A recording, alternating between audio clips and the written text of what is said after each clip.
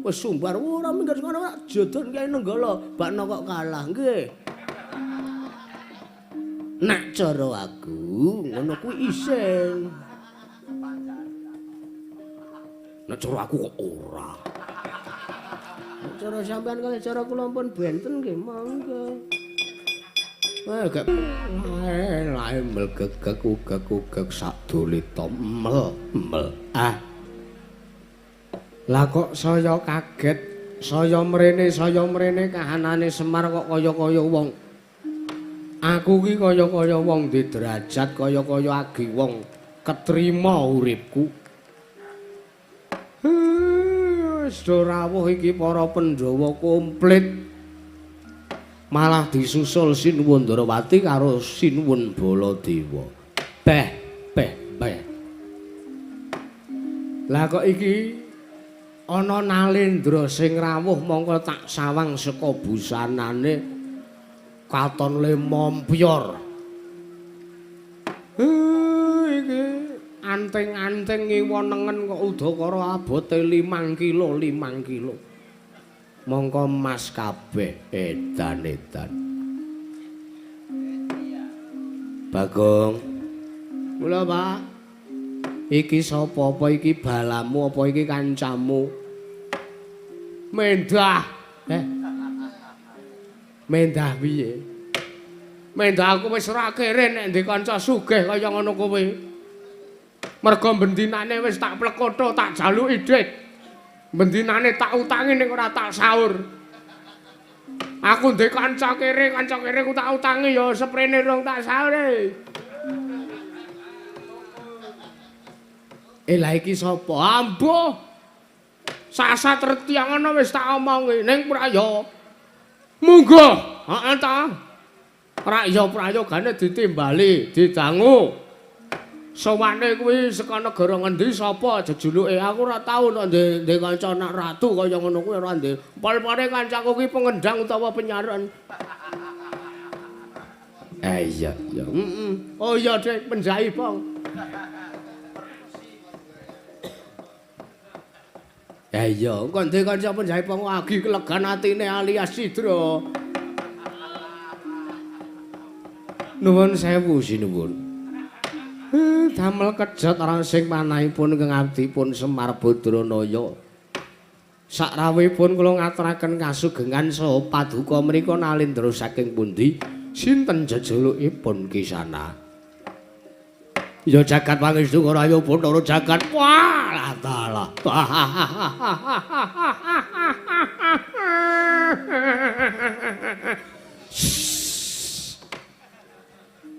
Yo Semar yo. Edan. Sadurunge aku nampa sing dadi pangandikamu ya Semar. Sadurunge aku arep ngaturake apa sing gumarama sik sajroning atiku, apa sing dadi legetaning karepku. Nggih. Aku ki wis krungu jenengmu. Lan kowe dhewe ya ngakoni kowe Semar. Kondange ngakeh wis do nyebutake yen to Semar kuwi dudu kok menungsa lumrah. Semar kuwi dudu kok mung titah sawantah, nanging titising Sang Hyang Bathara Ismaya. Aku krungu rembug sing kaya ngono kuwi sajroning atiku gumanama sik duweni tandha pitakon Semar. Tak kira nek sing jenenge Semar ki wonge sugih mlegedhu brewu. Wonge gagah piteksa, tak kira nek rupane bagus. Tak kira nek bondone tumpuk mantumpa-tumpa. Lah kok jebul. Kayak kere to kowe iki Semar.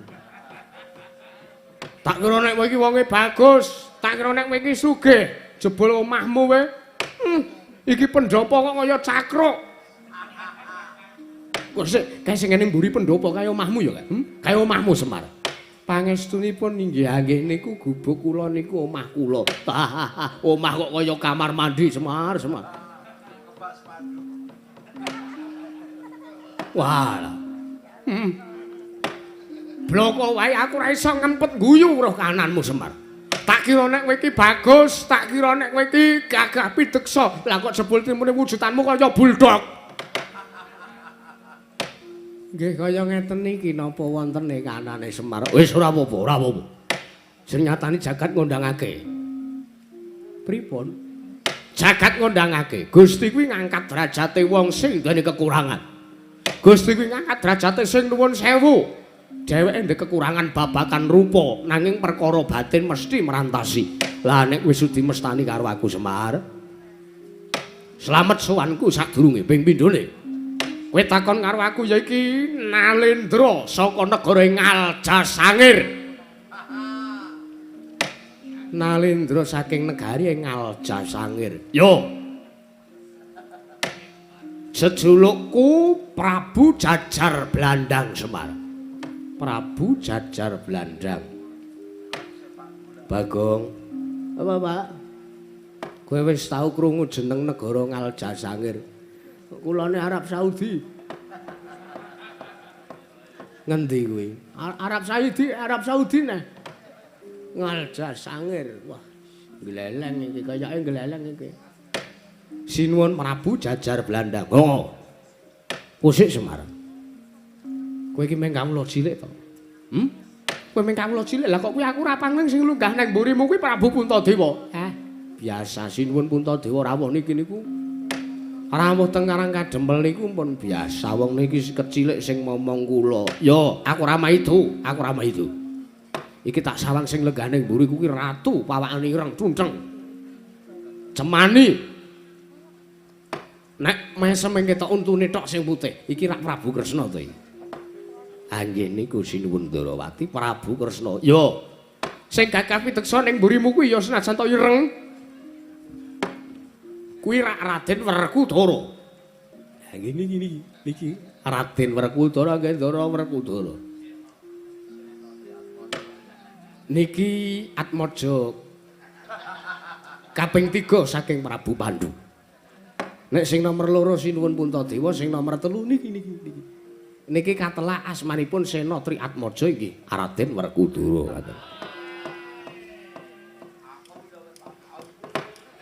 Ora percaya aku ora ngandel. Kok mboten pitados? Raden Werkudara kok garwane 3. Monggo ora jungguh karo kasunyatane. Nggih pun mboten napa-napa. Ya Semar sing ngene Semar anane aku sowan ngersamu ning Karang Kadempel timbangane rembuku mengko ngladrah. Nggih. Mergo ngelingi aku ki nek karo wong elek iki aku ki awakku terus ngrasa gatel-gatel. Aku nek karo wong elek ki alergi aku. Nggih. Aku alergi tenan karo wong elek. Mulane ning negaraku Ngaljasangir ning kraton kono ora ana kaca mergo aku alergi karo wong elek. Bulun alergi karo awake dhewe. Wah sing rembug ngene. Negaraku ing Ngaljasangir iki wis ana 3 candra. Ari kalunggan sak mengko. Ketaman Pagebluk, Ketaman Welaking Dewa Semar. Kaya-kaya negaraku ing Ngaljasangir iki kaya-kaya wis ora ana pengarep-arep urip meneh. Sebabe apa? Akeh sanjane para kawula dase ingkang esuk lara sore ketiwasan, sore lara esuk mutar. Akeh kedadeane. Malah tetandurane para kawula padha tumpes entek. Mergo dipangan ama, dipangan karo wereng. Nganti bingung rasane para kawula aku ing negara Ngaljasangir. Aku kepiye lek aku arep gawe srana waloya lan srana sadaring praja negaraku ing Ngaljasangir. Malah aku wis entuk sih wilasaning dewa. Merga sangka judheg sartane sangka cumpenatine sarta pamanggih lan pikire Prabu Jajar Blandang. Aku tumuli manekung puja-puji. Aku njaluk ana ngersaning dewa ben aku diparingi katrangan. Lah kok jebul timune aku diparingi dawuh karo dewa, dewa paring wangsit karo Prabu Jajar Blandang. Nalendra Ngaljasangir supayane aku prapta, supayane aku sowan ngersaning Semar Badranaya. Semar. Aku bantunen Semar. Aku bantunen aku paring ana senjata pitulung. Mesakno kananing para kawula ning praja negaraku Ngaljasangir. Kowe gelem tak boyong ning negaraku Ngaljasangir Semar. Ora ketangtul kedheping paningal nuruti sartane nyandikane apa sing dadi dawuhing dewa. Dewa paring dawuh negaraku bakal waloya nirmala temajati. Jati katemban waloya yen to ora ketangtul kedheping paningal. Ora ketang sawetara wektu kowe mapan ing negaraku ing Praja Negara Ngaljasangir. Gelem ya Semar? Tulung, aku njaluk karo kowe. Gelem kowe tak bawa ing negaraku Ngaljasangir. Kowe arep njaluk apa? Kowe arep njaluk bebana apa? Kowe arep njaluk opah apa? Tak pinangkani waton kowe ora njaluk tumurune lintang lan rembulan. Malah nek perlu omahmu kae sekaya kamar mandi kae dimbrukke. Dimbrukke Semar. Tak bedah omahmu. Sekaya kamar mandi kae dimbrukke. Kowe tak gaweke omah sing magrong-magrong, tak papanke ning sak pinggiring ring rut. Tak papanke ning sak pinggiring ring rut. Kaya omahe Bu Sulis. Waton kowe gelem tak boyong ning negaraku. Omahmu sing kaya kamar mandi ki dimbrukke. Tak gek omah sing magrong-magrong ning pinggiring rut kaya omahe Bu Sulis. Kendaraanmu kuwi. Sepeda roda 3 kuwi. Ontel roda 3 kuwi dijorke. Dibuang, diobong, dilagar. Malah nek perlu wesine kilokke ning glithikan kono. Tak tukokke ning negaraku Ngaljasangir kono arane Fortuner wernane putih. Tak tukokke mobil kuwi Semar. Watone apa? Watone kowe gelem tak boyong ning negaraku Ngaljasangir, kowe dadi sarana walayaning Praja Negara Ngaljasangir sing ketaman Pagebluk. Gelem ya Semar? Please gelem. Nek kowe gelem mulya uripmu. Kowe njaluk kowe bali saka negaraku Ngaljasangir, omahmu wis apik. Omahmu sing kaya jedeng kaya kamar mandi kuwi wis ambruk. Kendaraanmu sepeda roda 3 kuwi wis ilang. Wis ganti Fortuner roda 4 solar matic. Tanpa gigi. Lho. Kowe tak gawani dhuwit 3 karung. Dhuwit 3 karung kuwi iso tok nggo urip tekan kiamat, kowe ora usah mangan apa-apa. Kowe nyanding dhuwit 3 karung kowe wis iso urip. Watone apa? Watone kon gelem tak boyong ning negaraku ing Ngaljasangir. Muni yo. Nuwun sewu, nuwun sewu. Kaget. Sepisan kula seneng. Merga kula arep diparingi bebungah sing kaya ngoten. Ning nuwun sewu lho sinuwun Prabu Jajar Blandang. Piye? Kula niku ora usah sampeyan paringi omah sing magrong-magrong, ora usah mapan teng pinggiring rut. Kula niku mapan teng mriki mawon kula pun remen, kula mapan teng mriki mawon kula pun seneng. Ning rak ya murih. Nggih, kula mangertos. Kula pun tanggap, kula iso mbedake. Kula numpak pit rodone 3 niki mawon kula pun syukur. Matane bendinane ben esuk iso kula nggo ngeterke rabok teng sawah. Sorene iso kula nggih muat pakan Kalanjana. Kula niku pun ayem, kula pun jenjem. Jare kowe iki melu pendhawa wis mataun-taun lah kok omahmu kanane sing kaya ngene. Pendapamu iki pendhapa kok ukuran 3 meter ping semeter iki. Pendhapa apa-apa skamling iki Semar. Lah nggih nembe gaduk kula nembe sementen. Kowe gelem mengke riyen. Kula tak mangsuli sing dadi pangandikanipun Sinuwun Prabu ing Ngaljasangir Gusti kula Sinuwun Prabu Jajar Blandang. Sepisan Semar niku ora sulap karo kahanan Buruk Bono Picis. Bandha donya derajat pangkat kang sarta panguwasa. Merga kula mikir ngeten. Nek kula dadi wong sugih, nek kula dadi wong sing ketrima ketara lan ketari niku rekoso uripe Semar. Sebab napa? Dadi wong sugih niku ya ora penak. Dadi wong kere, nek le kere kenemenen niku mboten penak. Dadi wong sugih, kesugihan niku nggih mboten penak. Malah mboten jenjem uripe, mboten ayem atine. Sabab napa? Mboten iso nemokke rasa sing keduga iso gawe tentrem, ora iso nemokke rasa sing keduga gawe jenjem. Merga nuwun sewu, kula iso ngrasake dadi wong sugih, wong kula niki mantan dewa. Ngaten. Elek-elek ngeten kula tau dadi dewa. Teng kahyangan niku urip anane mung tentrem terus. Teng kahyangan niku anane urip mung diuja kesenengan terus. Wong nek kesugihan le kamangka sugihe niku nemen. Kamangka sugihe ora iso kelong, kamangka sugihe ora iso entek. Wong niku suwe-suwe nggih jeleh, wong niku suwe-suwe nggih bosen. Suwe-suwe nggih nglangut. Ngaten. Merga ngrumangsani lan ngrasake uripe kok ora ana suwijining perkara, uripe ora ana sandungan apa-apa, uripe kok ajeg kepenak. Kula malah wedi nek ngoten niku carane. Kula niku gelem lan kula nampa matur nuwun nek sampean arep maringi Semar bebungah. Wujud omah, kendaraan lan sak panunggalanipun.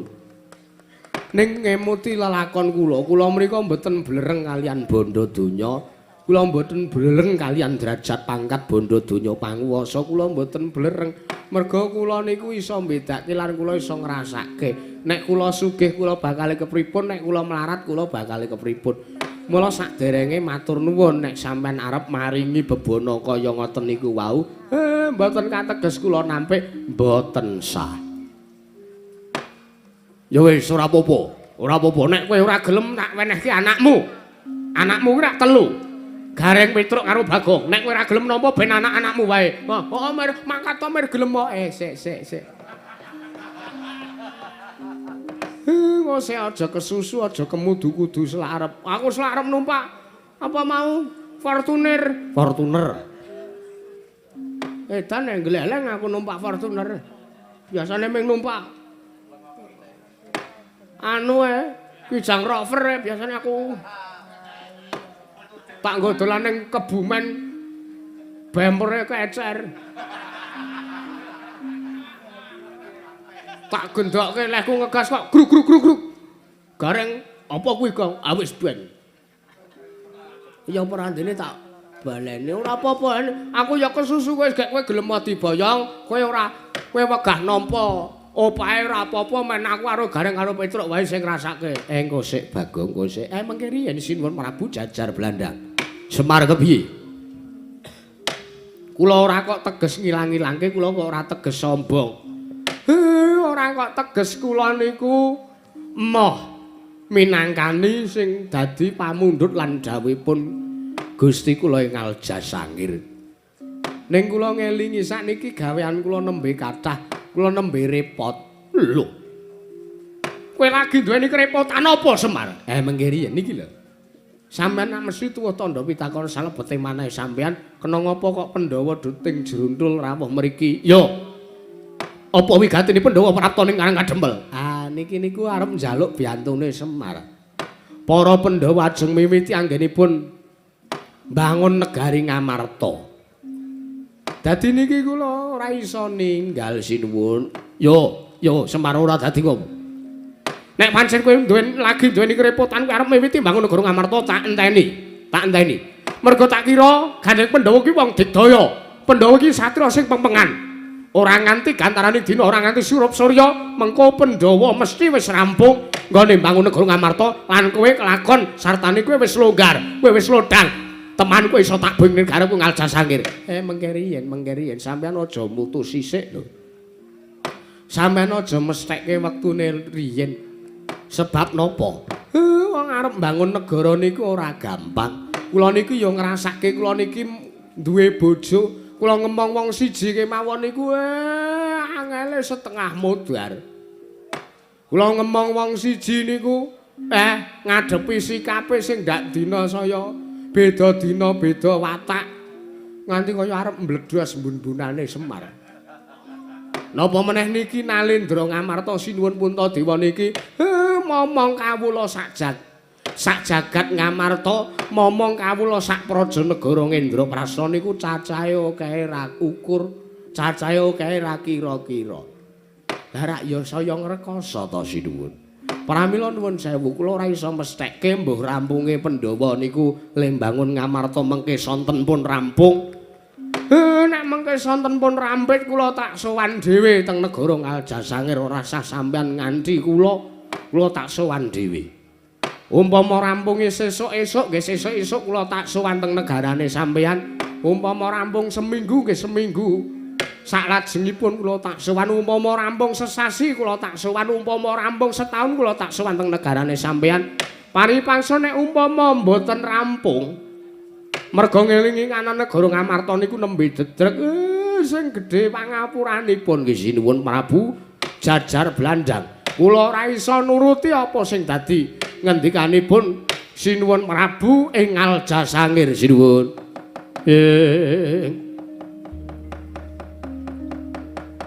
Kagyatri sang kapirang urinangul kinempit-kempit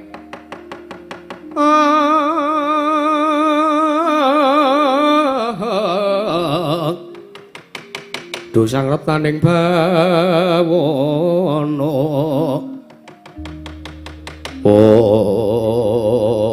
walah dalah yo jagat pangestu ora upana jagat yo Semar yo ning mengko dhisik Semar mau ning ngarep aku nampa aturmu yen to kowe matur kowe sago praptane negaraku ing Aljasangir tak kira ora nganti surup surya Pandhawa rampung le mbangun negara Ngamarta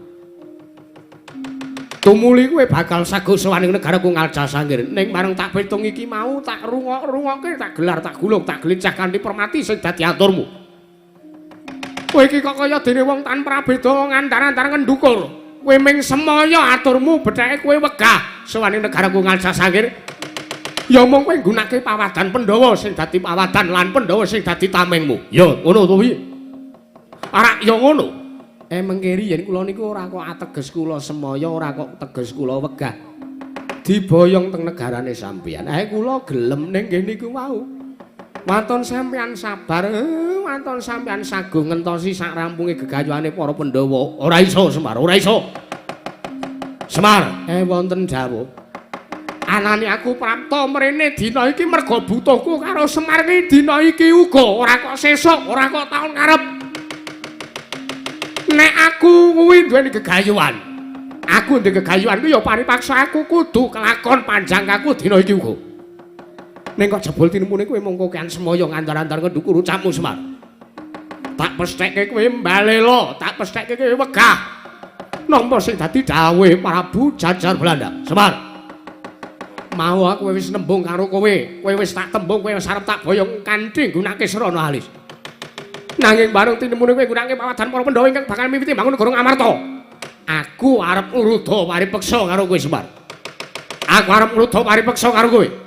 Merga kowe mung kokean semaya, kowe kokean perdondi, kowe kokean wigati, kokean gunung sing tanpa guna. Aku arep ngruda paripeksa karo kowe. Janji kowe ora gelem tak ngruda paripeksa, malah Karang Kadempel arep tak gawe Karang Abang. Karang Kadempel sing dadi desa kelangenanmu iki arep tak biyuki Bathang Sayuta. Kawulane ora jur-jurke kabeh Semar. Jaja muntap lir kinentap duka yayasine pe. Netra kocak ngontara andir arca koblak iblis lanat padha jek-jekan kece-kece wali kece sadat setan wali kobra lho iku anek celeng maju celeng ndasmu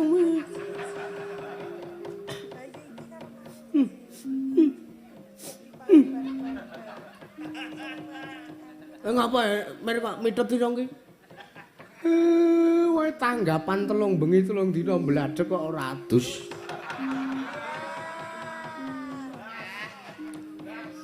Malang kerik. Nandur tela kok nang pundak. Nang pundak piye? Oyate ngremyong. Gek ngelongane ora kira-kira. Wis aku tak ora nganggo malang kerik wae. Sakarepmu. Ora engko sik iki sapa? Jare kowe ngerti anake Semar ki telu, siji Gareng, loro Petruk, telu Bagong. Yo, aku anake Semar. Lho. Anake Semar sing endi? Lho, iki lho. Adipati Harya Cebrot. Bagong neh. Oh, kowe to sing arane Bagong. Walah dalah. Aku ditemoni karo dagelan. Temani dagelan piye? Kondrange kowe ning negaraku Aljasangir kuwi, Bagong. Kowe iki wonge gecul, kowe iki wonge lucu, kowe iki wonge guyokke.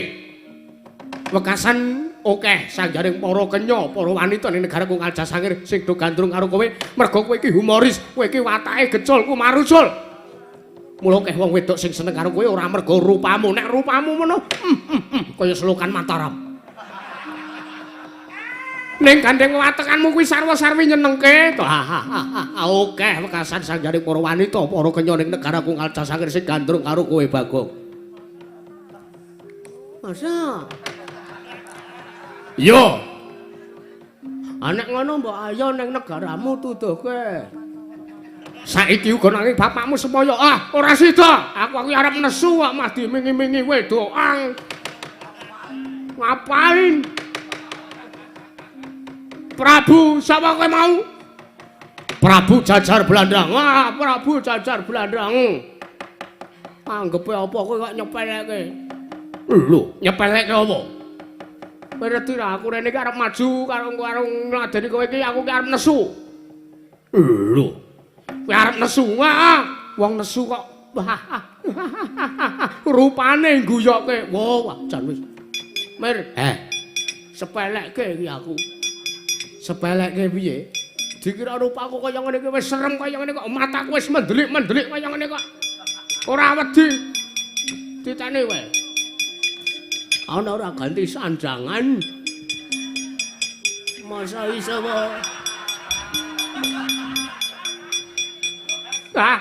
malah saya lucu. Lah. Wah, kleru. Iki rak bener iki. Edan gleleng aku gabetku ora sambung kok. Edan kok mengkari kathokan kolor. Kathok kolor wae iki bagor polar nggo ngombor sapi tak nggo kathokan ngerti ra. Prabu Jajar Blandang, ratu ing Ngaljasangir. Ngaljasangir. Heeh. Ngerti ra? Anane kowe nesu karo aku ding sing nesu. Anane kowe ndene ucap kowe arep ngruda paripeksa karo bapak Narata ruda paripeksa ora apa-apa. Semar arta pateni ora apa-apa mergo anane Semar urip ya mung ngrekasake anak-anake. Lho. Kowe arep mepalangi gegayuhanku lek kowe ora mboyong karo bapakmu Semar ngono apa piye? Heeh, arep tak pepalangi. Ning ora apa-apa nek umpama Semar iki arep tak boyong ora apa-apa. Nek Semar ora gelem tak pateni ora apa-apa. Mergo iki sasi wingi wis koma. Dadi sisan dene nek arep tak pateni ana sisan. Ning anane aku nesu karo kowe.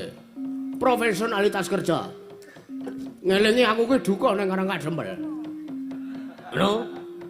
Kepala daerah tingkat 5. Kepala daerah tingkat 5. Presiden apa? Ratu. Kepala daerah tingkat 1 to? Iya. Gubernur tingkat 2, bupati 3. Camat 4. Lurah 5. Duko 6. Kleru aku mau berarti omongku mer. Kobong-kobong ora enggak guys. Bakune niatku nang kene arep nesu kok. Be bumimu tagete ku arep digojak-jakan menungsa kaya dapurmu apa dikira aku wani. Lho. Piye to iki wong iki? Rumangsane apa? Prabu sapa mau? Jajar Blandang. Prabu Jajar Blandang. Kena kowe ngobrak-abrik Karangkadempel. Kena kowe arep mboyong Semar. Waton kowe iso nglangkahi kuandane Bagong. Waton kowe iso nglangkahi kuandane Bagong. Ning ana syarate. Syarate apa? Kowe iso ngalahke Bagong nek kowe wis iso nampa daya kemandene Ndara Werkudara. Ndara Werkudara kuwi nek perang nganggo sikil, ora tau kok Ndara Werkudara plak-plek. Ndara Werkudara nek ana mungsuh mesti mesti gajol ngono. Kowe janji iso nampa sikile Ndara Werkudara, kowe lagi iso glundhungke mestakane Bagong kowe.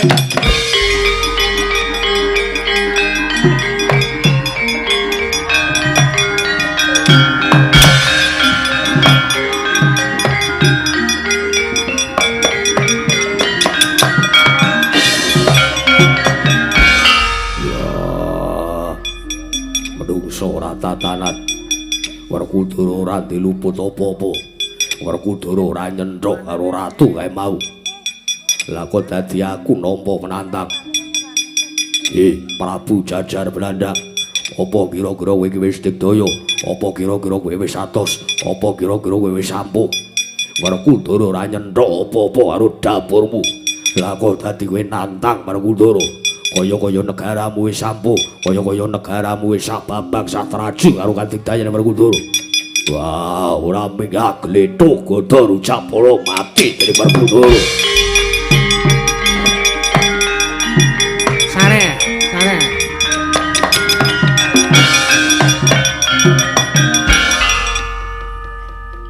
Ora kowe iki ngapa to?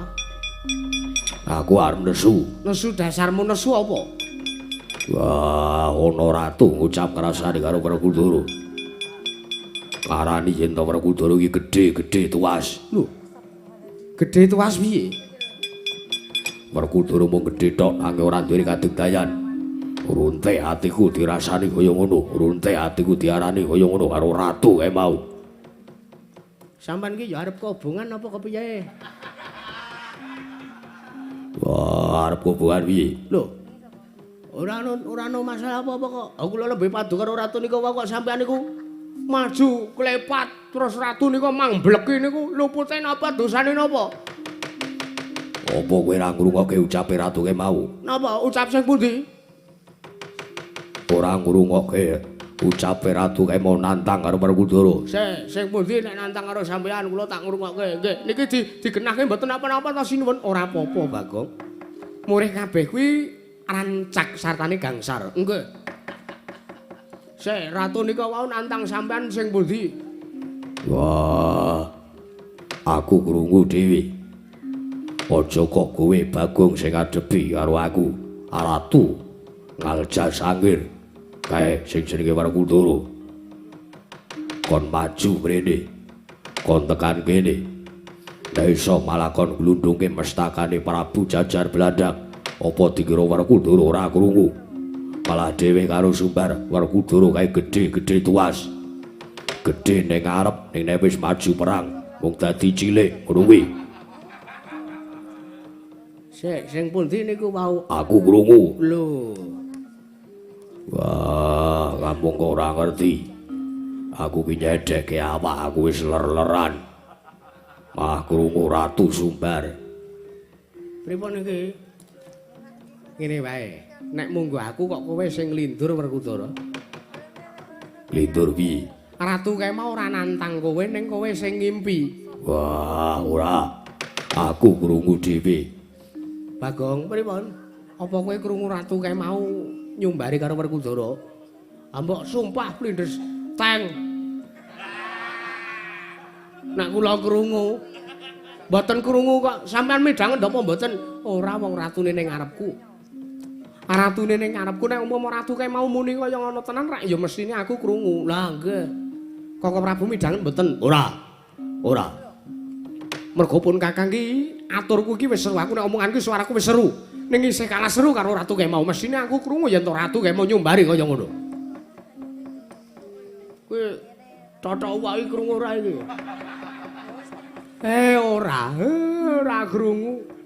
Sinuwun Putraja midangen mboten? Mbuh wong aku turu. Kebiasaan nek sampean mah. Dayah rong teko wis micek. Ratu kekeselen le paingan.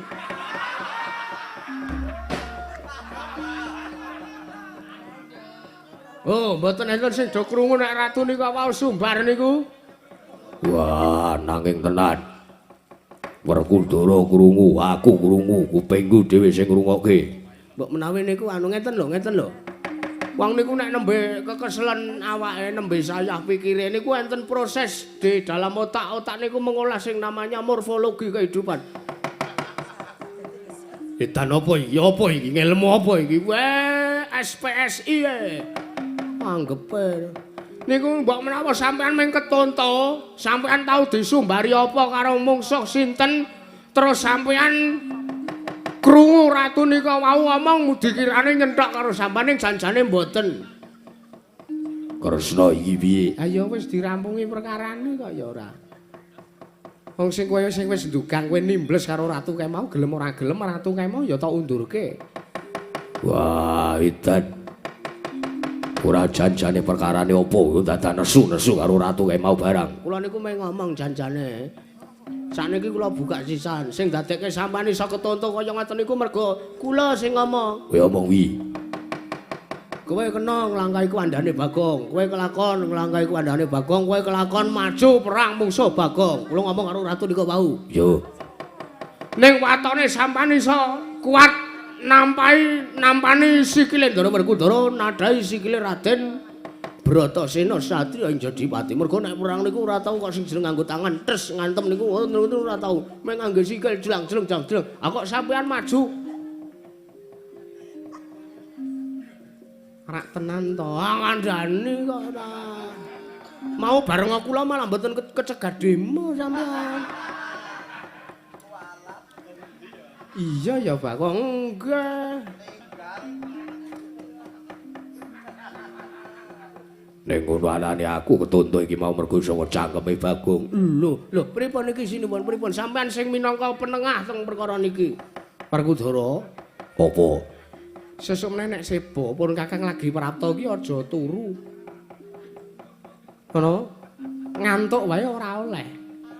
Wah, aku ora ditareni rembug apa-apa, ora ya aku nglangun mung ngrungokke wong jagongan.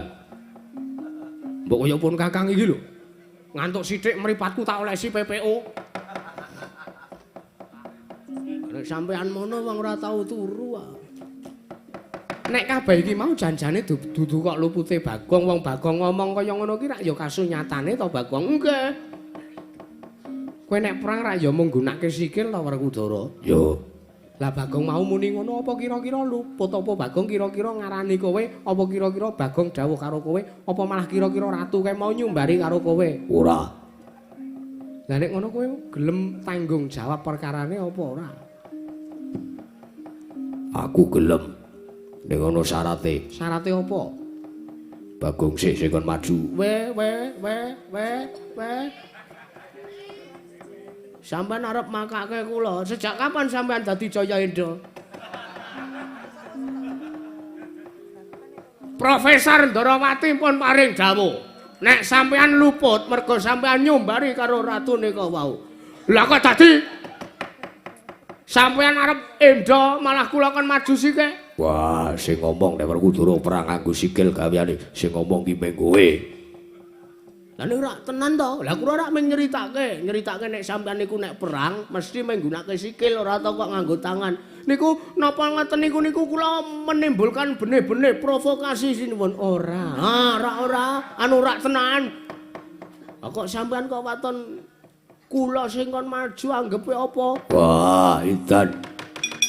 Malah kaya dipirang-pirangke Werkudara. Ratu Ngaljasangir para bujajar Belanda. Wah, gelito pecah siramu.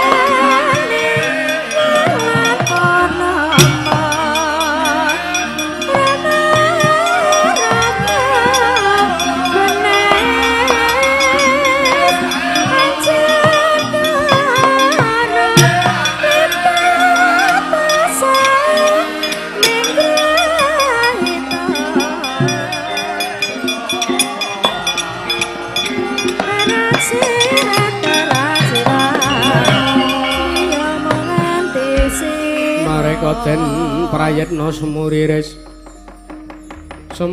eka balik titiyane gandayani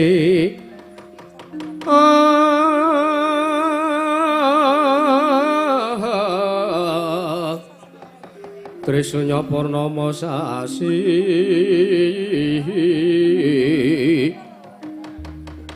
Oh.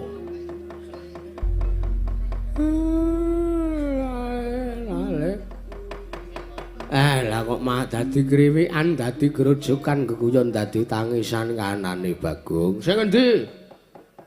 Sing endi sing kriwikan dadi grojokan kok dadi tangisan? Kok nek nganti ana kahanan apa-apa sing nempuh karo ratu kae mau. Kok nek nganti ratu kae mau dipiloro karo Ndara Werkudara. Sapa sing kapitunan? Aku kowe kok bingung iki ngapa to? Kowe kok bingung iki ngapa, Mir? Apa ratune ora piye-piye kok usake le ratune le dadak sumbar. Arep gawe Karang Abang Karang Kadempel. Mongko ngerti dhewe nek aku ki potete Karang Kadempel. Kok Karang Kadempel bumi tercintaku dirasani ana wong demo tak gusahe. Demo ngopo? Dek kae kowe rak dadi lurah nang kene kowe didemo kon minggat kowe kon turun jabatanmu ora gelem kae tak gusah. Ha iki bumi kelairanku wong. Nggih, Den. Iya, wong nggih. Nek ngeten iki ora ana sing luput ta, Den? Ora ana sing luput kejaba Dayoh Kemau. Nek Dayoh Kemau ora sumbar, kedadian kaya ngene iki ora bakal kelakon. Kandhane kok ora. Lah nggih pripun sinuwun saged mboten saged isa mboten isa. Negari utawi Padukuhan Karang Kadempel kedah pun tentremaken pun wis pasrahno ning Ndara Werkudara kae. Titeni wae. Ora nganti tulung kedheping peninggal kae ratu kae mau nek wis mungsuh kalih Ndara Werkudara nggih sinuwun. Iya. Modar munan. Pitados sampean iya percaya Bagong. Sinuwun Baladewa percaya mboten? Aku percaya. Ah nggih. Nek ngaten sampean mboten sadadak kowe ora minggat saka ngarepe Nata Mandra Prabu boleh tak jodon Kyai Nenggala ora mboten dadak ngaten to? Ora. Kok biar jiret ngece karo aku kowe. Mboten kok ngece wong biasane sampean niku ngoten. Nggih to sinuwun Kresna? Iya. Koko Prabu ki biasane sumbare ngono nggih. Wis sumbar ora minggat saka ora jodon Kyai Nenggala. Bakno kok kalah nggih. Nek cara aku ngono kuwi isin. Nek cara aku kok ora. Cara sampean kali cara kula pun benten nggih monggo. Gak